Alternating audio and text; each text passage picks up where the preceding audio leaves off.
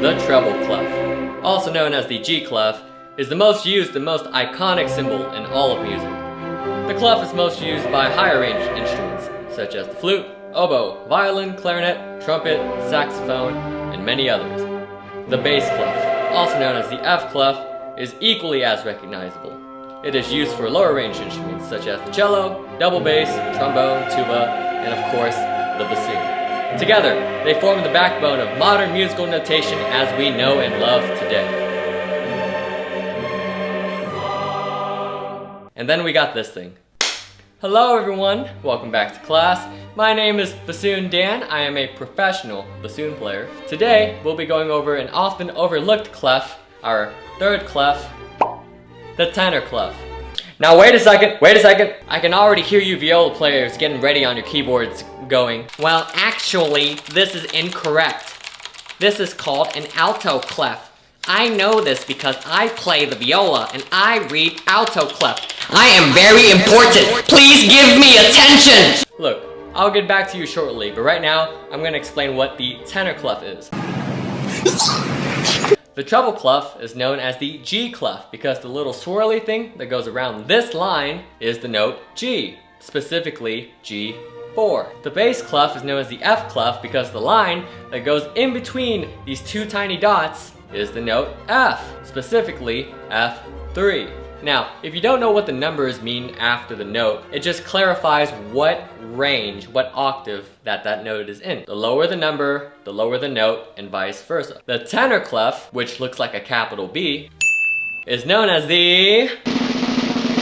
That's right! The C clef. So the line that goes in the middle of the clef, in between the B, that note is C, specifically C4.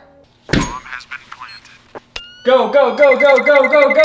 So this note is the same as this note in bass clef, is the same as this note in treble clef. Is everyone with me so far? What did you say to me? Now, don't be confused. Just because it's a different clef, that does not change the general rules that go along with every other clef. Going up still means going forward in the musical alphabet. Going down still means going backwards. Octaves are still octaves. Everything else is basically the same. I've had so many students that would go, hey, what's this note? Oh yeah, that's a C. Oh, excellent. Okay, this note.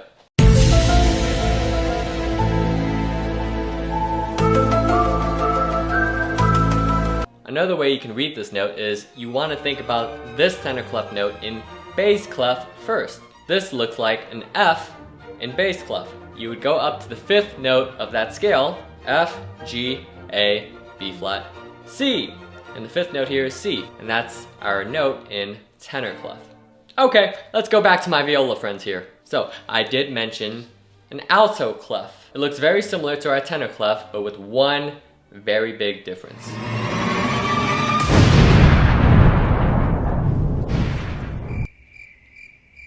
That's it. Even though it's called a different clef, I want y'all to notice that they both use the same capital B looking thing here. All this means is that the middle line of our staff is C4 rather than our fourth line. But wait!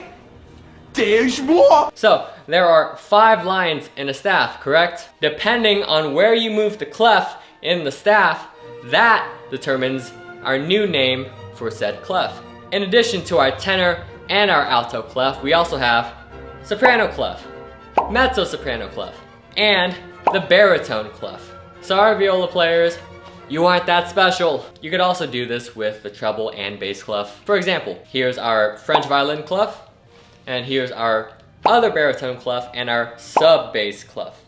Now, most of these odd ones, you don't really need to know how to read them. Most of them aren't really used in modern musical notation. All you really need to learn is these 4, and you'll be okay. Now, this leads to our next question. Why? 2 words. Ledger lines. Now, notice that the instruments that read tenor clef, trombone, cello, bassoon, double bass, euphonium, etc., they all play in similar ranges. They all have the same tessitura. Ooh, tessitura! Wow! Now, personally for me, if I'm reading bass clef and I have to play higher than a G4, I gotta start using my fingers. The purpose of our tenor clef is to reduce the number of ledger lines and to make reading notes easier. Some of the most important bassoon solos ever written has a little bit of tenor clef in it. Tchaikovsky's Fourth Symphony, Ravel's Bolero, Stravinsky's Rite of Spring. Imagine if the opening bassoon solo to Rite of Spring was written in all bass clef.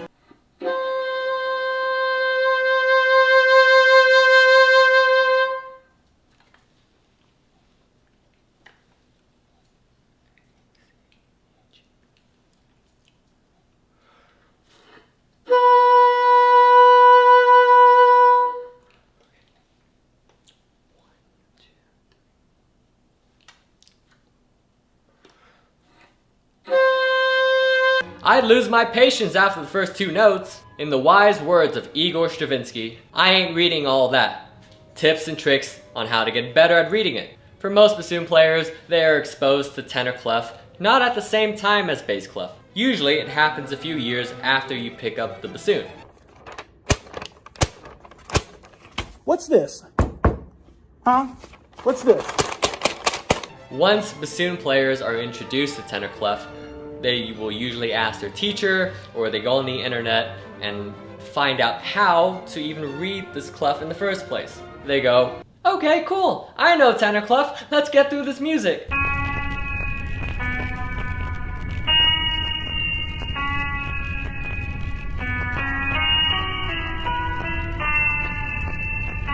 This is probably the biggest mistake when it comes to learning tenor clef.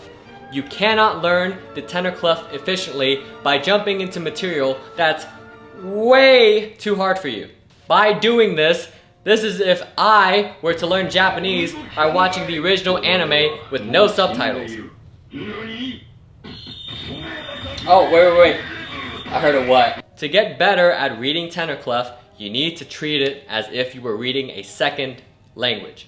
When you learn a second language, you usually start with the basics. Like, konnichiwa, genki desu ka? Dakimakura wa doko de kaimasu ka? You know, the easy stuff. So for tenor clef, that just means you have to read stupid, easy music. We're talking beginner music. I don't care if that means you have to transpose hot cross buns into tenor clef. You need to start easy. If you made it this far on bassoon to learn tenor clef, chances are you can probably play hot cross buns just fine. It's not necessarily about your playing ability. It is about your mind-muscle connection. You have to get used to how this note looks and feels in our new clef. It is going to take every single one of your brain cells in your body to go, don't think bass clef, don't think bass clef, don't think bass clef. Nah! Everyone is going to learn tenor clef at their own pace. Some people will pick it up very naturally. Some people won't. That's a-okay. You take your time and you learn tenor clef your own way. Go slow, and if you really want to, say the note names and finger along. E, D, C, E, D, C, C, C, D, D, E, D, C. After a while, yeah, you'll get used to hot cross buns. Then you start moving up. Mary Had Little Lamb, or if you're feeling really adventurous, Twinkle Twinkle Little Star in tenor clef. Afterwards, you can start moving on to 1-octave scales in tenor clef, and then octaves, and then arpeggios, and then really weird intervals. The more tenor clef that you read, the better you will get at it. No matter what clef you plan on learning, just don't be this person. Oh my god. You know, by doing this defeats the whole point of why we have musical notation in the first place. You're basically just playing Sudoku and reading your own handwriting instead of reading the actual notes on the page. You might as well just write out the note names on a piece of paper and read that. Alright, look, I understand, right? Not everyone can pick it up as easy, so I'll be nice. You can write in some of the notes, and this will help in the short term. But in the long term, you gotta take off the training wheels at some point. Oh, and by the way, some composers, especially the French, they like to just skip over the tenor clef entirely and just go straight to treble. So, that's something else to work on. Anyway, that's all I have to say on the subject matter of the tenor clef. It's not that scary to learn. Everything I've said in this video can be applied to any other clef you're learning. Moral of the story, just take it easy. If you want to learn more about bassoon or just want to hear some bassoon playing, like and subscribe. Hit that bell notification button or whatever it is. No matter what clef you plan on learning, let's all wholeheartedly agree, as a community, that alto clef is the worst